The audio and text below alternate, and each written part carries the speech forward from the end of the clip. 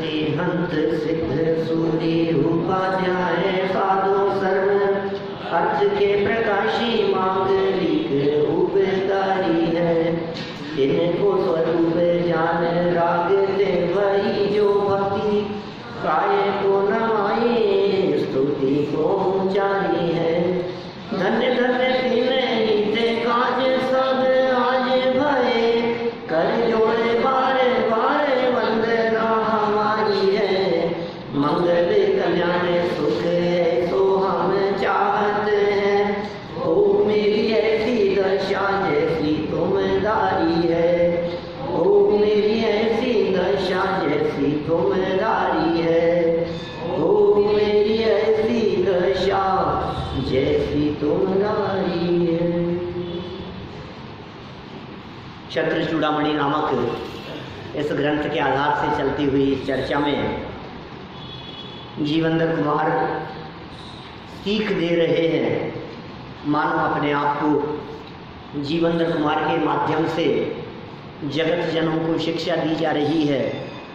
उनका चिंतन किस प्रकार का चल रहा है।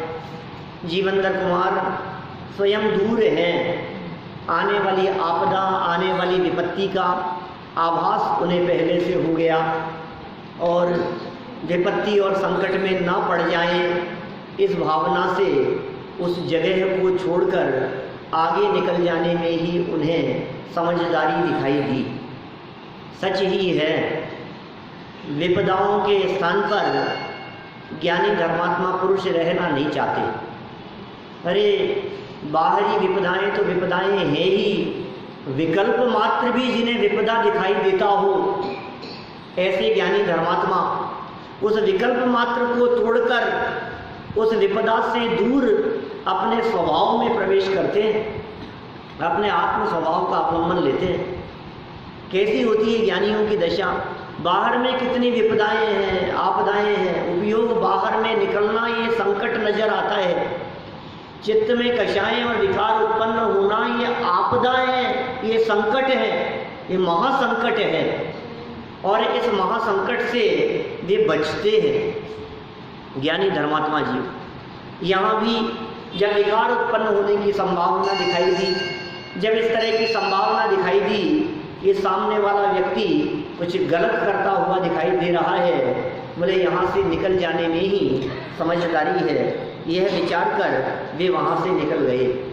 कल अंतिम चरणों में हमने बहुत सारी बातें कही थी आपसे कि ये बात तो यहाँ काम विकार के संदर्भ में है, लेकिन इसी बात को नीतिकारों के हृदय में बैठ करके देखा जाए तो यहाँ गुस्सा आने की संभावना हो, आप बच जाओ उससे।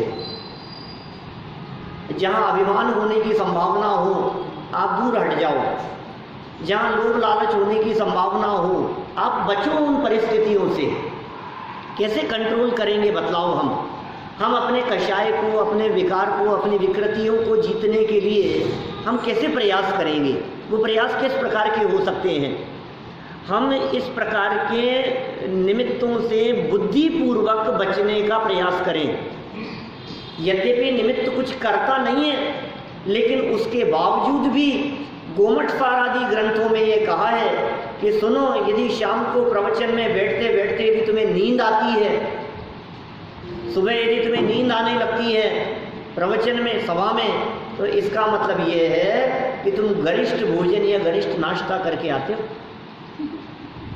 तुम दही खा के आते हो। ऐसा कहा गोमठ सार कर्मकांड में, उन्होंने ऐसा कहा कि तुम बुद्धिपूर्वक इन निमित्तों से बचो।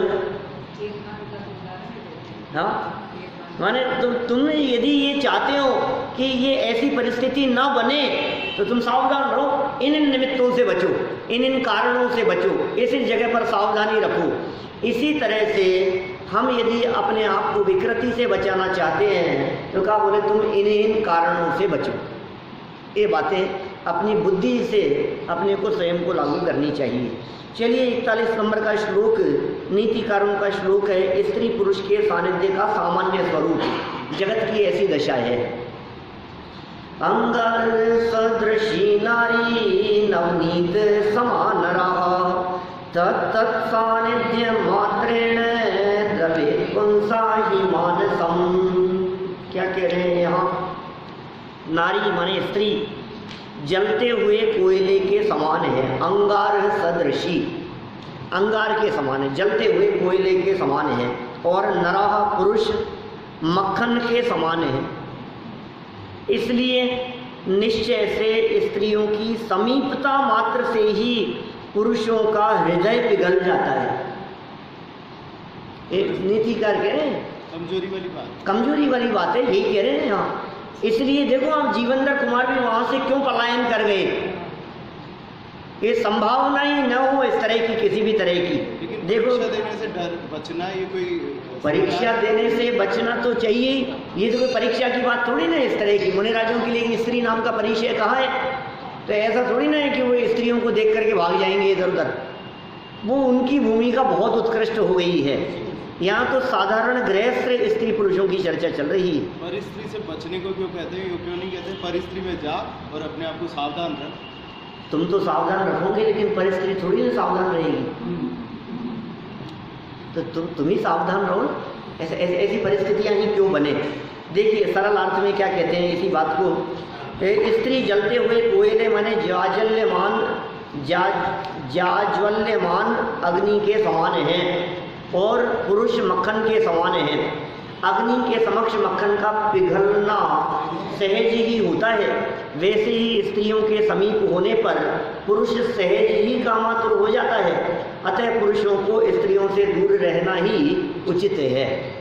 देखिए अंदर में तो विषय कषाएं सबके भरी है, अंदर में तो सब अनंतानुबंधी कषायों से सहित हैं, मिथ्यात्व से सहित हैं, अनंतानुबंधी आदि कषायों से सहित हैं। अंदर में तो कहते हैं ना बारूद बिछाए चिंगारी दिखाने की देर है, ये तो है। अंदर में तो पाइपलाइन बिछी हुई है, थोड़ी सी तुम चिंगारी दिखा करके देखो, पता लग जाएगा। अरे साहब ये तो बहुत शांत दिखाई देते हैं, ये तो बहुत सरल दिखाई देते हैं। अरे साहब हमने तो इनके चेहरे पे गुस्सा ही नहीं देखा। ये सुनो, थोड़ा सा इनके पास में जाकर के ये कहो, ये डोंग कर दे, फिर फिर पता लगेगा वो कितने शांत हैं। अभी तक जो व्यक्ति उनके पास में जाता है, जो उनसे मिलता है, हर व्यक्ति उनके चेहरे पे मुंह पर यही कहता है, आप तो बहुत शांत हो साहब, इतनी शांति हमने कभी नहीं देखी, हमने आपके चेहरे पे कभी गुस्सा ही नहीं देखा। तो गुस्सा करेगा वो? ये तो परिस्थितियों में निर्णय होता है, विपरीत परिस्थितियों में निर्णय होता है। इसलिए अंदर में तो सब कषायों के, समझ लो आप कषायों में चक्रवर्ती हैं सब। तो अंदर में इतनी कषाएं दबा करके बैठा है, ये थोड़ा सा मौका लगना चाहिए। तो यहाँ ये कह रहे हैं भाई साहब सावधान रहो। आप ऐसी परिस्थितियाँ ही क्यों बनाते हो? आप ऐसा काम ही क्यों करते हो? इन्हें मतलब कितने जगह हो सकती है ऐसी बातें। माने समझ लीजिए आप रोड पर चलते समय, गाड़ी चलाते समय, बाइक चलाते समय, रॉन्ग साइड चलते समय, ट्रैफिक के एरिया में जाते समय कोई ऐसी कोई दुर्घटना हो, अरे भाई साहब दुर्घटना वाले क्षेत्र में जाना ही क्यों? कर्फ्यू वाले क्षेत्र में जाना ही क्यों? जिस जगह पर दंगे हो रहे हो उस जगह पर जाना ही क्यों? संभावना तो है ना कि तुम भी पिट जाओगे।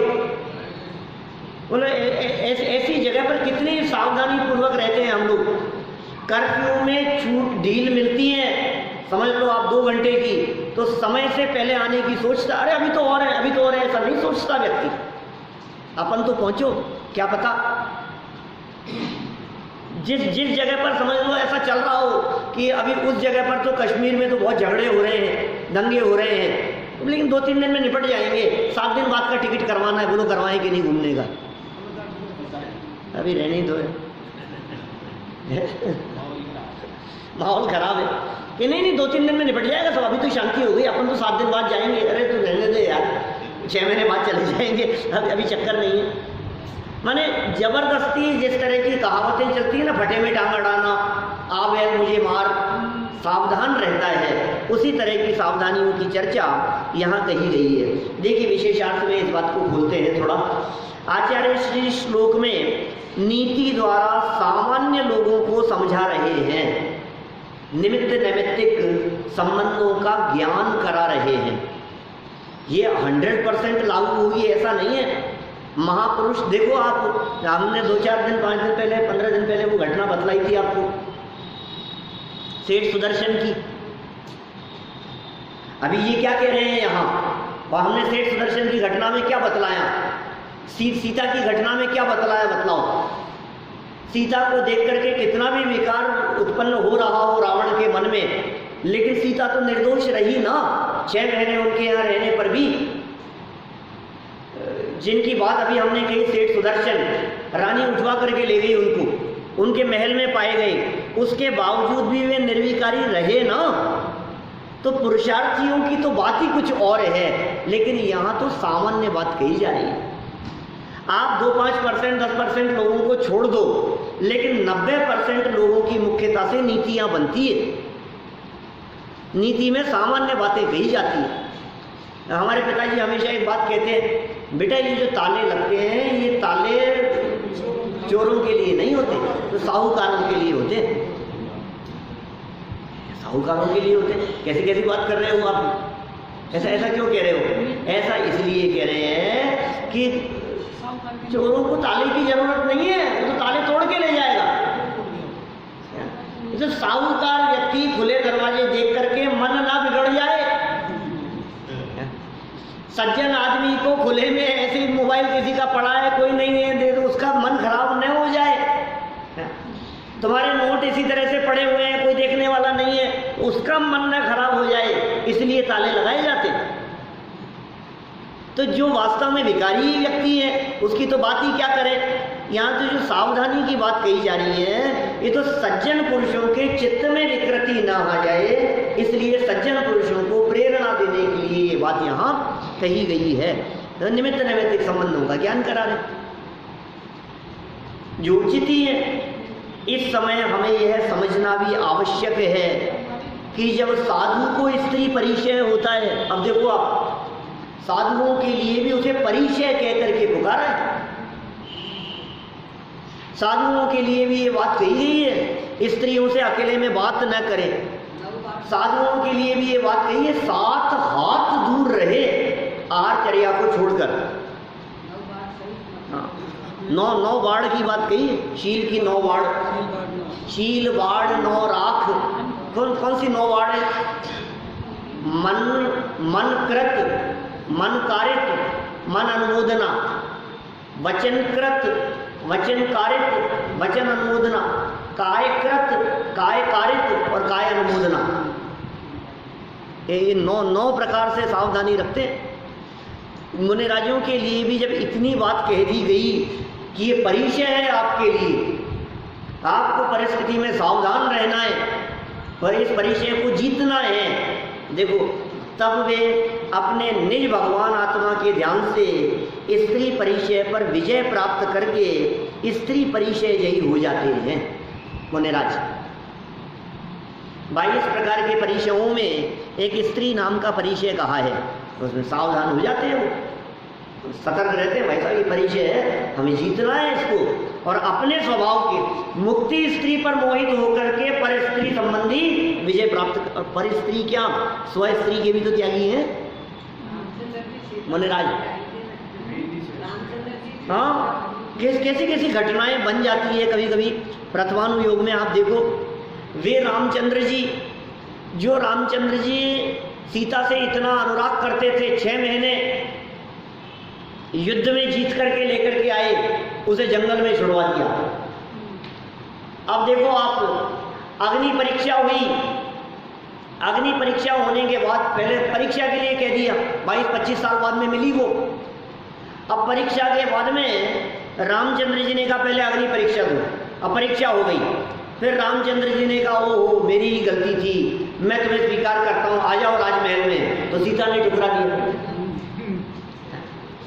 अब सीता आर्य का दीक्षा ले रही थी, तो रामचंद्र जी कहते हैं अभी क्यों ले रही हो, बाद में अपन साथ में लेंगे क्या। अब उसने दीक्षा ले ली, अब वो लेकर के चले गई स्वर्ग में। अब रामचंद्र जी बहुत समय तक राजपाट करते रहे, बाद में वर्षों बाद में रामचंद्र जी ने दीक्षा ली, वे साधु हो गए। तो सीता आ गई उपसर्ग करने के लिए।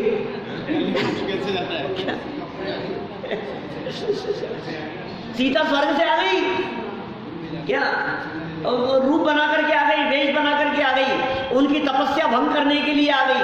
क्या सीता का रूप बना करके आ गई, कह रहे अभी क्यों आप दीक्षा ले ली, आप क्यों साधु बन गए, आप क्यों मोक्ष की तैयारी कर रहे हो, थोड़ा सा बाहर निकलो उपयोग को और स्वर्ग में आओ, फिर अपन साथ साथ में चलेंगे। क्या वो अवसर करने के लिए आ गई।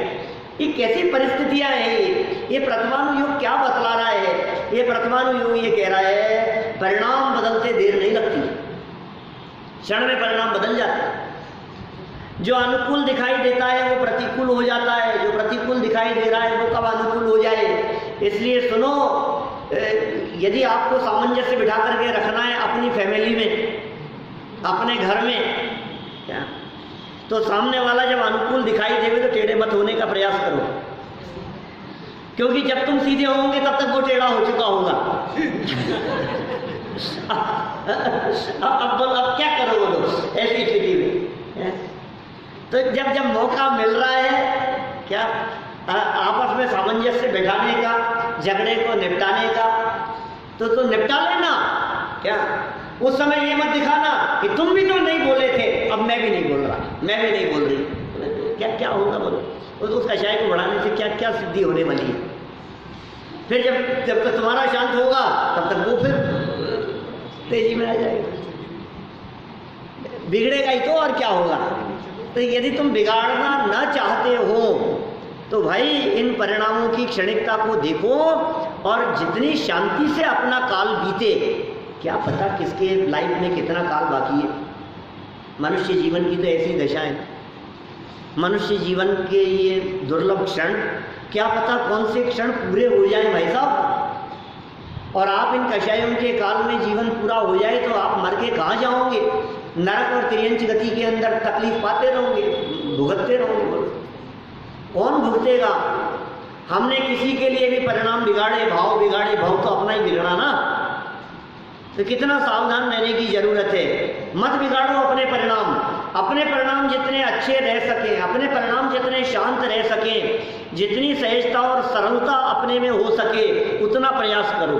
अपनी कषाय को जितना जल्दी मिटाने का प्रयास कर सके उतना जल्दी मिटाने का प्रयास करें। ये ना सोचें मैं गाय को मिटाऊं कषाय, इनको भी तो मिटाना चाहिए।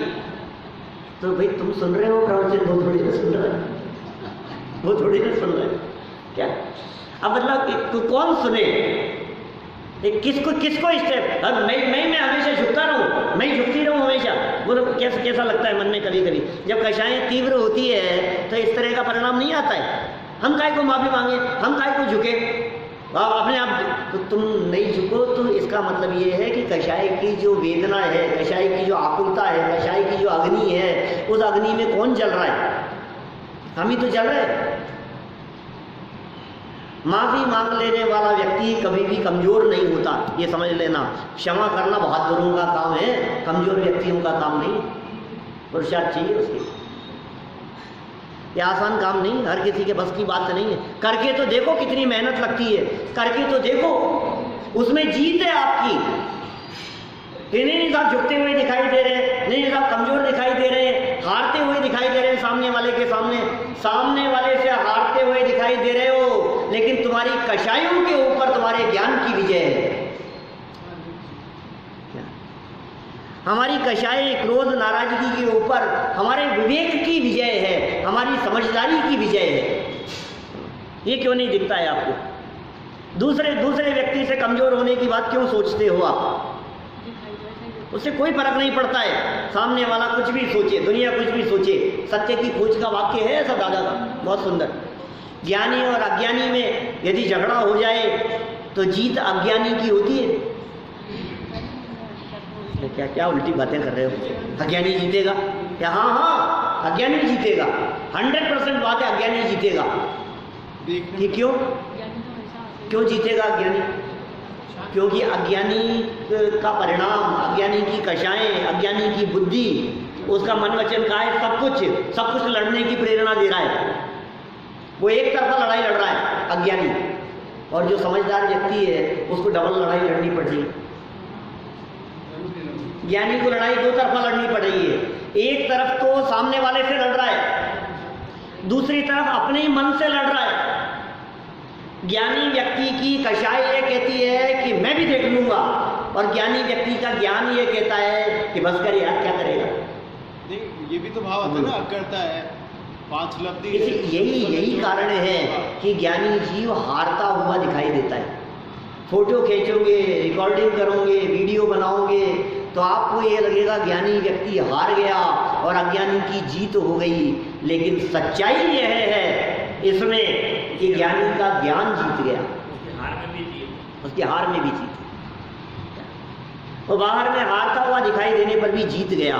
तो यहाँ किससे जीतने की प्रेरणा दी जा रही है? यहाँ अपनी कषायों से अपने आप को जीतने की प्रेरणा दी जा रही है। अपने विकार पर अपने आप को विजय प्राप्त करने की प्रेरणा दी जा रही है। स्वयं विजय प्राप्त करो अपनी कषाय के ऊपर, स्वयं लड़ो अपने लोभ से, स्वयं लड़ो अपनी कषाय से। बहुत मन था आज तो डोसे खाने का, क्या अब आप जीतो, आप इसको कैसे जीतोगे क्या? और 15 दिन से कह रहे थे और आज बनाने के लिए कह भी दिया कि आज बन रहे हैं, अब मना करके देखो, रहने दो यार, आज में ऐसे कोई बात नहीं, फिर देखेंगे, अब जीतो इसको, बोलो। तो पता लगता है कि नहीं ऐसा? माने हमारे में कितनी पावर है, हम अपने आप को कैसे चेक करें, हम अपने आप को कैसे जीतें, हमारी कषायों पर कितना कंट्रोल हुआ है, हमारी विकृतियों पर कितना कंट्रोल हुआ है, इसके चेकिंग के लिए कोई दूसरा थर्मामीटर नहीं चाहिए। हम ही समय समय पर इस तरह से चेक करें, कोशिश करें अपने आप को सुधारने के लिए सारी बातें। तो साहब आप क्या समझते, बिगड़े हुए समझते हो हमारे को? अपने आप को सुधारने के लिए बिगड़े हुए नहीं होते तो सिद्धालय में होते क्या? सुधरे हुए लोग संसार में नहीं होते क्या? सुधरे हुए जीव सिद्धालय में जाके विराजमान होते हैं। जिनकी आत्मा सुधर जाती है, जो शुद्ध हो जाते हैं, वे लोक के अग्रभाग में सिद्ध अवस्था रूप से जाकर के विराजमान हो जाते हैं। ये जगत तो बिगड़े हुए लोगों का ही समुदाय है। हाँ इतना है, कोई कम बिगड़ा हुआ है, कोई ज्यादा बिगड़ा हुआ है, इतना ही है। किसी की कषाएं तीव्र है, किसी की मंद है, कोई मिथ्या दृष्टि है, कोई सम्यक दृष्टि। सम्यक दृष्टि भी कोई सुधरा हुआ नहीं है क्या? वो भी बिगड़ा हुआ तो है ही ना। आखिर उसकी भी अप्रत्याख्यानावरण कषाय कुछ तो काम कराएगी, उसकी प्रत्याख्यानावरण कषाय कुछ तो काम कराएगी। अप्रत्याख्यानावरण अनंतानुबंधी तो गई है अकेली अभी, तो अनंतानुबंधी के चले जाने पर बाकी की 3 कषाय चौकड़ियां वो उससे कषाय कराएगी, वो उससे लड़ाई कराएगी, वो उससे युद्ध कराएगी। ये सब काम होते हैं उसके जीवन में भी। मुनिराज और अधिक सुधर गए हैं, श्रेणी चढ़ने वाले और सुधर गए, अरहंत बहुत सुधरे हुए दिखाई देते हैं, लेकिन और सिद्ध भगवान पूरी तरह से शुद्ध हो गए। तो धीरे धीरे अपने को सुधारने संबंधी चर्चा चल रही है। देखिए हाँ, मात्र साधु ही नहीं, अभी तो साधुओं की बात कही, साधु भी साथ साथ दूर रहते हैं आहारचर्या को छोड़कर। आहारचर्या एक ऐसा प्रसंग, और आहार भी सुनो, आहारचर्या के समय में भी अकेली स्त्री यदि पड़गाहन करे, आहार देवे, तो वो सावधान रहते, दूर रहते। अब आप कहेंगे चंदन वाला ने दिया था क्या? निश्चित तौर पर उस समय और भी कोई लोग आ गए होंगे क्या? एकांत में अकेले किसी एक स्त्री से किसी घर में जाकर के आहार लेवे, ऐसा मुनिराज के लिए शोभा नहीं देता है। वो बचते हैं और दरवाजे के बाहर ही परिस्थितियां बन जाती है इस तरह की कि एक नहीं कई लोग वहाँ उपस्थित हो जाते हैं। पंचाश्चर्य होने लगते हैं। वो तो तीर्थंकरों का सवाल था, वहाँ तो अकेलेपन का सवाल ही नहीं है, वहाँ तो देव लोग प्रकट हो गए। तो जैसे ही पड़गान की विधि हो रही है वहाँ तो अनगिनती देव आ गए हैं, पुष्पवृष्टि करने लगे। इसलिए उस प्रसंग को इस प्रसंग से नहीं जोड़ना चाहिए कि वो भी एकांत में जाकर के उन्होंने भी चंदनमाला से ले लिया था तो हम भी ले लेंगे, उसमें क्या हो गया। नहीं, ऐसा नहीं चलता है। मात्र साधु ही नहीं, चारित्रवान गृहस्थ भी स्त्री परिचय पर विजय पाने में समर्थ होते। सुदर्शन सेठ की बात कह दी इन्होंने, अपने पता ही नहीं नीचे लाइन कह दी। सेठ सुदर्शन का कथानक इस बात को स्पष्ट करता है। यह सेठ सुदर्शन की कथा, शीलवान सुदर्शन के नाम से पूरी कहानी की पुस्तक है। शीलवान सुदर्शन मुश्किल ज़्यादा बड़ी नहीं है, मुश्किल से 80 पेज के 100 पेज के आसपास की होगी। कहानियों की किताबें, जैन धर्म की कहानियों में एक पुस्तक स्पेशल इसी नाम से, शीलवान सुदर्शन, पढ़ने योग्य है यार, बहुत गजब है, बहुत सुंदर है। तो हमने कोई 20-25 साल पहले पढ़ी होगी कोई, बहुत मार्मिक है। तो पूरा घटना चक्र, पूरी कहानी उनके संदर्भ में वो पूरा वर्णन किया, और तत्व ज्ञान उससे भरपूर है। बीच बीच में वेद विज्ञान की चर्चाएं हैं, तत्व ज्ञान की चर्चाएं हैं, प्रेरणाएं हैं, ऐसी सब चर्चाएं वहाँ मिलेगी। हाँ बिल्कुल, ट्रेन में जाओ तो एक बैठ सुबह से शाम तक भी पूरी कर सकते हो आपको यदि उपन्यास पढ़ने का और पढ़ने का यदि शौक रहा है, और यदि आपने पढ़े हैं कभी, तो आप निश्चित तौर पर सुबह आप बैठें, उठाएं उसको, जब जब समय मिले आपको दिन भर में, आप उसको दिन भर में पूरी कर सकते हो, एक दिन में। देखो घटना सबके सामने ही है, सब जानते ही हैं, और अभी कुछ दिनों पहले सुनाई भी है। रानी द्वारा सेठ सुदर्शन पर आपत्ति आ गई थी। क्या रानी द्वारा क्या हो गया था?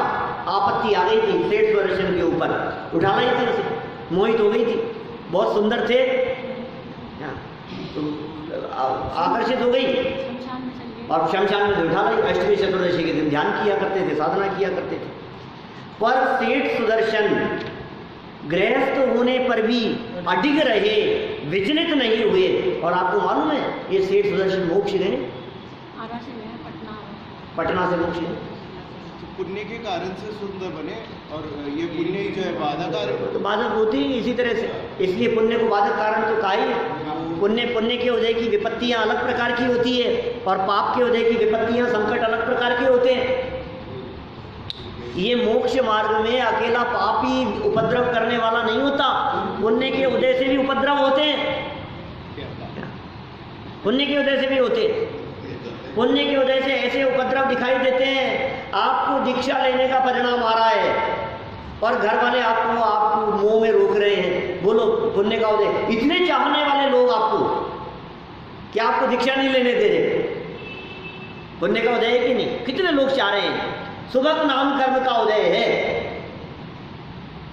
यशस कीर्ति नाम कर्म का उदय, हर व्यक्ति ये चाहता है। आप ऐसे ऐसे राजा महाराजा, समझो आप रामचंद्र जी राज्य करते हुए जब दीक्षा लेने की भावना हुई होगी, तो पूरे अयोध्या वासियों को लगा होगा कि हमारे नाथ चले जाएंगे, अनाथ हो जाएंगे हम। ये पुण्य के उदय की विकृति नहीं है। पुण्य के उदय का इतना बड़ा संकट, ऋषभ देव स्वामी की दिव्य ध्वनि फिरना प्रारंभ हुआ और भरत जी पहले दिन सबसे पहले श्रोता बनकर के दिव्य ध्वनि सुनने के लिए गए। अब पुण्य का उदय कैसा है? चक्रवर्तित्व का पुण्य है पल्ले, चक्रवर्ती बनना है तुम्हारे को। अरे क्या गजब पुण्य है, क्या गजब पुण्य है, क्या करे खास पुण्य का छोड़ के जाना पड़ रहा है दिव्य ध्वनि। बोलो, देवीनाथ तो राजू को छोड़ना चाहते हैं, लेकिन राजू नहीं छोड़ रही। ये जो पुण्य का उदय है, ये पुण्य का उदय भी बाधक बन जाता है। बोलो आपकी दुकान चलती है खूब जबरदस्त, ग्राहक इतने रहते हैं, टूट पड़ते हैं, और आपको फुर्सत नहीं, और दुकान बंद करते करते भी, शटर डाउन करते करते भी लोग खड़े ही रहते हैं, और सब और आ गया, फिर कोई आ गया, फिर कोई आ गया। बोलो पुण्य का उदय है कि नहीं? पुण्य के उदय से चल रही है दुकान, लेकिन बाधा उत्पन्न कर रहा है कि आप प्रवचन के लिए समय पे नहीं आ पाते, शाम का प्रवचन नहीं सुन पा रहे हैं, प्रवचन के लिए पहुंच नहीं पा रहे हैं। ये किसने बाधा उत्पन्न करी? ये संकट किसने? ये पुण्य ने। ये पुण्य का उदय इस तरह की बाधाएं उत्पन्न कर देता है। इसलिए पाप के उदय वालों को धर्म मार्ग पर लगाना तो आसान काम है, पुण्य के उदय वालों को धर्म मार्ग में लगाना बहुत कठिन काम है। क्या करें? जिनके घर में किसी तरह की कोई प्रतिकूल परिस्थिति बन गई ना,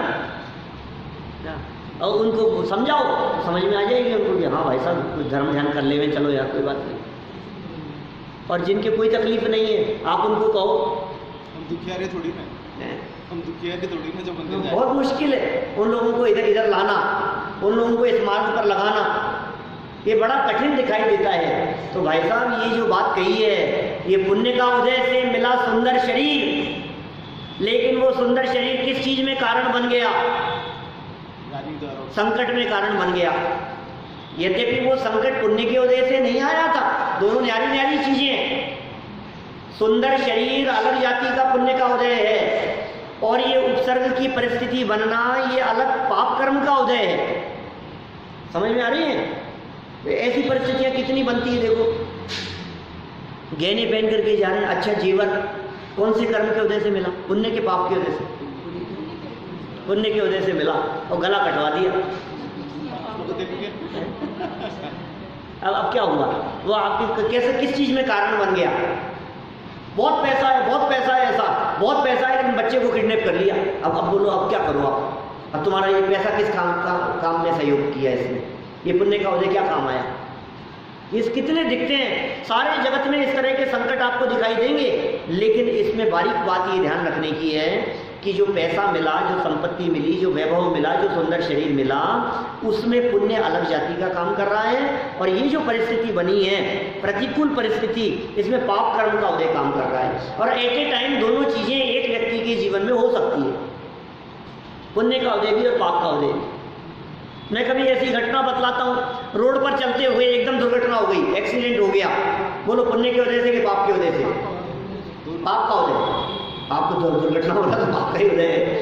एक्सीडेंट हो गया, हड्डियां टूट गई, रोड पर पड़ा है, पाप कर्म का उदय। बिल्कुल 100% पाप कर्म का उदय, इसमें कोई दो राह नहीं है। लेकिन इस पाप कर्म के उदय के काल में भी पुण्य का उदय चल रहा है। ये क्या चल रहा है? तो तुरंत बचाने वाला मिल गया, तुरंत आपको अस्पताल पहुंचाने वाले मिल गए। और इतना ही नहीं, ये तो बात की बात है, रोड पर पड़ा हुआ हो, तड़फड़ा रहा हो, उस समय भी आपके पुण्य का उदय चल रहा है। ये कैसे? अब तो कुछ नहीं दिख रहा है हमारे को। सुनो, मनुष्य आयु बची है अभी, लाइफ बची है अभी, आप मरे नहीं हो अभी आप।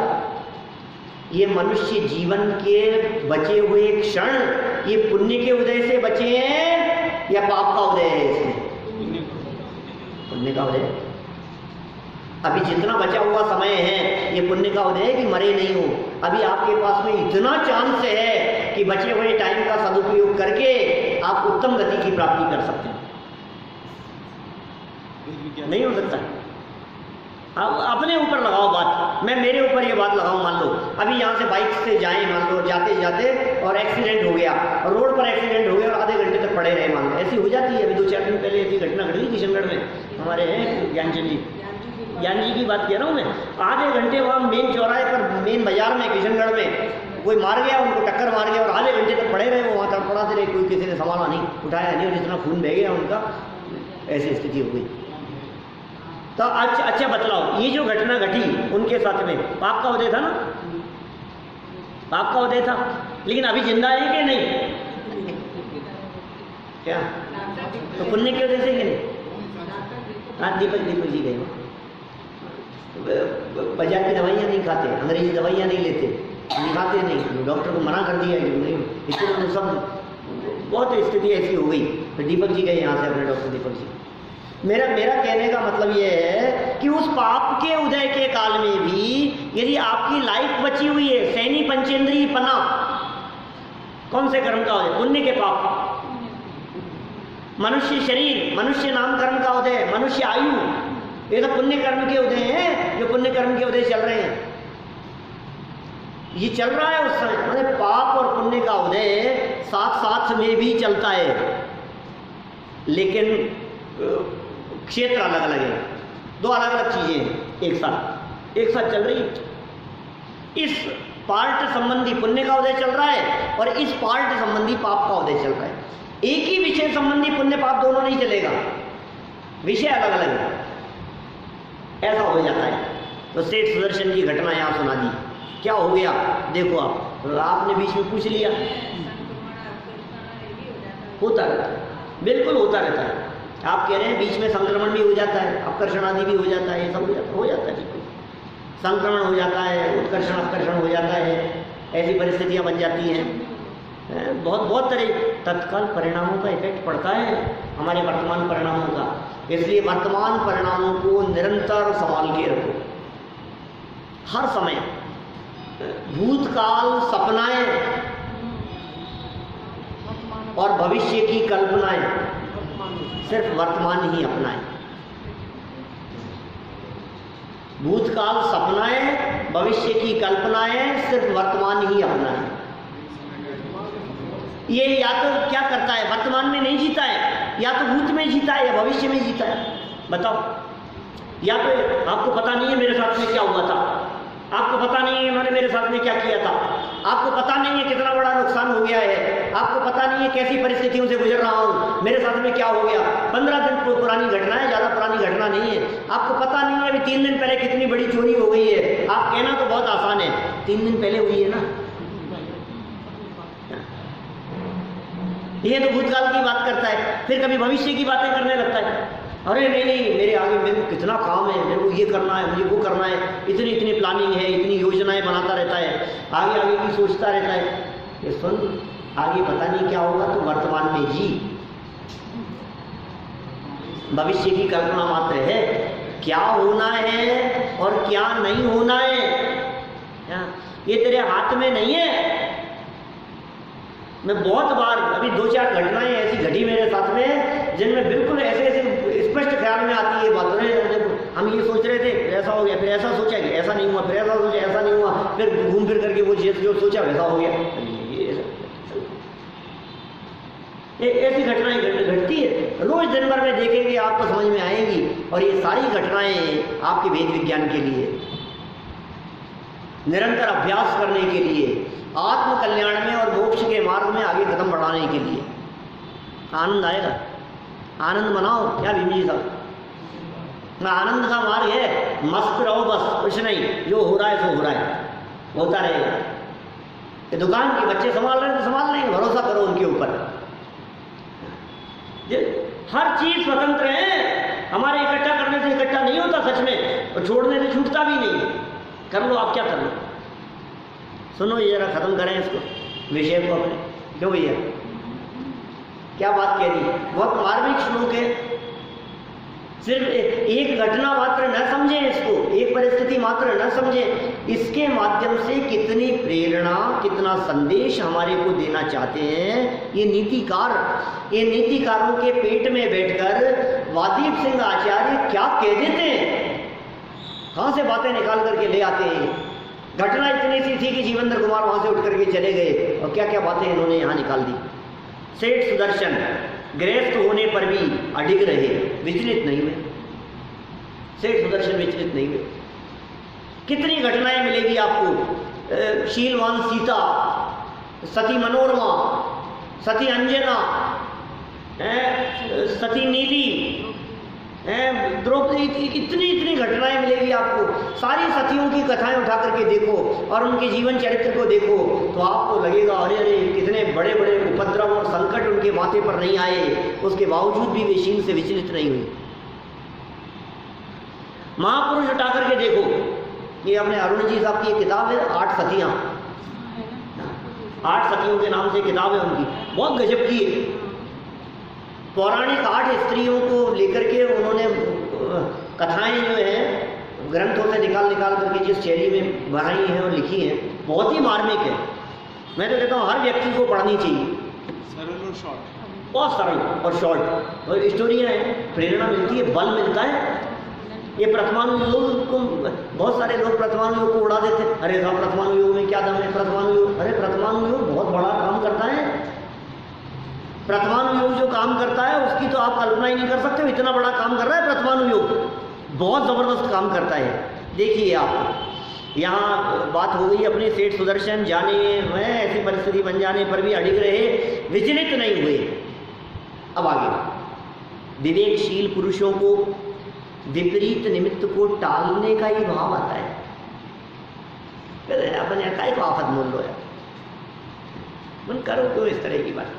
जब आपको लग रहा है आप ऐसी बात कहोगे और सामने वाला 99% गुस्सा होगा, तो फिर आप काय को इस तरह क्यों जबरदस्ती झगड़े का काम करते हो। नहीं हम क्यों डर जाएं उससे, हम तो कहेंगे ऐसी बात। समझदार लोग आपदाओं को अपने माथे पर आने से बचते हैं। जबरदस्ती आपदाओं के काम नहीं करना, विपत्तियों के काम नहीं करना। विवेकशील पुरुषों को विपरीत निमित्त को टालने, विपरीत निमित्त। अब काम कैसा है और निमित्त कैसा है, अब जैसा काम होगा अब आप देख लीजिए, उस काम में आपको ये देखना पड़ेगा कि ये विपरीत था, खोटे काम के लिए था, इस निमित्त को टालने का प्रयास करो, इससे दूर रहो। ऐसा भाव आता है जो स्वयं के हित रूप है। अतः जीवनधर कुमार का वहाँ से अन्यत्र चले जाने का विचार उपयुक्त ही है। उनका जो ये विचार आया है, हम उनके इस विचार की अनुमोदना करते हैं। चलिए एक श्लोक और पढ़ लेते हैं, ऐसा ही दिख रहा है इसलिए फिर कुछ बात आगे बढ़ेगी। फिर आने के बाद अपन सूरत से आने के बाद फिर इस विषय को आगे बढ़ाएंगे, है ना। तो स्त्रियों के लेकिन छुट्टी नहीं करना, विद्वान आएंगे अच्छे दूसरे, है ना। देखो स्त्रियों के संसर्ग से दूर ही रहना, ये प्रेरणा दे रहे हैं। अब जहाँ स्त्रियाँ कही गई है वहाँ विपरीत लगा लेना, स्त्रियों को उल्टा लगा लेना। पुरुषों के संपर्क से दूर रहना, संसर्ग से दूर रहना, क्या वार्तालाप नहीं करना, अकेले में वार्तालाप नहीं करना, फोन पे वार्तालाप नहीं करना, है? जितना बच सको आप बचने का प्रयास करना। परस्पर ऐसी बात लगाना चाहिए। संलाप वास हासादि तद्वर्ज्यं पाप वीरुणा बालया वृद्धया मात्रा दुहित्रा वा व्रतस्थया। इसलिए इतनी बात कहने के बाद पाप से डरने वाले पुरुषों को बाल कन्या से, वृद्ध स्त्री से, माता से अथवा पुत्री से और व्रत पालन करने वाली श्राविका से भी बोलना, साथ में रहना और हंसी आदि करना छोड़ देना चाहिए। लोग क्या किस लेवल पे बात कर रहे हैं, सोचो आप। ये क्या कह दिया इन्होंने? हाँ, बहुत मर्यादाएं। माँ पुत्र के बीच में मर्यादा है, पुत्र माता के बीच में मर्यादा, भाई बहन के बीच में मर्यादा। ये कितनी मर्यादाओं की बात कर रहे हैं। और हम बालक हैं और वो माता समान है तो भी मर्यादा, वृद्ध स्त्रियों के साथ में भी मर्यादा। कितनी बात कह दी इन्होंने। इसलिए सरल अर्थ पढ़ो नीचे, समय तो घड़ी तो ऐसे भागती है। बस 3-4 लाइन है और 2-3 मिनट में पूरा करते हैं अपन बात को। पाप से भयभीत, जो पाप से डरते हो, डरना चाहिए, डरते हो की क्या बात है, हर व्यक्ति को पाप से डरना चाहिए। पाप से भयभीत विवेकशील पुरुषों को, विवेकशील स्त्रियों को, पुरुषों को, स्त्रियों को, केवल युवा स्त्री से ही नहीं तो बालक बालिका से, वृद्ध स्त्री से, अपनी माता से, स्वयं की माता से, स्वयं की पुत्री से और व्रत धारिणी, ब्रह्मचारिणी, आर्यिकादि से भी, क्या कह रहे हैं आगे, एकांत में निरर्थक वार्तालाप न करें, हंसी मजाक आदि नहीं करना चाहिए, सदा सावधान रहना चाहिए। तो साहब अपनी माँ से भी बात नहीं करें, नहीं, बात करने का निषेध नहीं है, लेकिन व्यर्थ की निरर्थक वार्तालाप, व्यर्थ के बिना मतलब कि ऊटपटांग हंसी मजाक, इस तरह की प्रवृत्तियाँ नहीं होनी चाहिए। सारी बातें लगा लो, अभी ये सबके साथ में लगाओ। बालिकाओं के साथ में निरर्थक वार्तालाप, हंसी मजाक आदि नहीं करना चाहिए। वृद्ध स्त्री के साथ में वार्तालाप, हंसी मजाक आदि नहीं करना चाहिए। अपनी माता के साथ में भी हंसी मजाक वार्तालाप आदि नहीं करना चाहिए। कोई व्यक्ति के साथ में तो आर्यिका है, नहीं, बात नहीं करनी चाहिए आप। बहुत से लोग ऐसे दिखते हैं समाज में, बहुत आर्यिका बनने के बावजूद भी इस तरह की दिखाई देती है समाज के पुरुषों के साथ में। मैं गलत नहीं कह रहा हूँ, लेकिन उनके साथ में जो व्यवहार है आपका, उनके साथ में जो निकटता से संपर्क है आपका, ये आपको संकट में डालने के लिए निमंत्रण है। आप सावधान रहें, आप बिल्कुल सावधान रहें, कोई चर्चा नहीं, एक झटके से उसको तोड़ने का, फर्स्ट स्टेप पर ही तोड़ दो उसको, बात ही नहीं। जैसे ही आपने हंसी मजाक की कोई वार्तालाप देखी, तुरंत उसके ऊपर झटका लगा दो, नहीं। आप विशुद्ध रूप से बात करो, जहाँ आपको संभावना मात्र भी एक फर्स्ट स्टेप पर ही रोक देना ज़्यादा अच्छी बात है ना। तो इस तरह से यहाँ इन्होंने ये कही कि एकांत स्थान में और निरर्थक वार्तालाप और हंसी मजाक आदि, अब आदि में और बातें लगा लो आप, जितने भी आप लगा सको उसमें, ये सब नहीं करना चाहिए, सावधान ही रहना चाहिए। ये बात भी पूरी की पूरी नीतिकारों के आधार पर जगत जनों को यहाँ कह दी गई है और हमें प्रेरणा दे दी गई है तो इस तरह से इसे हम अपने जीवन में उतारकर अपने जीवन को और अधिक निर्मल और परिष्कृत करने का प्रयास करें। अब आगे जीवेंद्र कुमार तो चले ही गए हैं, लेकिन ये क्या स्थिति बनेगी आगे, उसकी चर्चा अपन फिर यथासंभव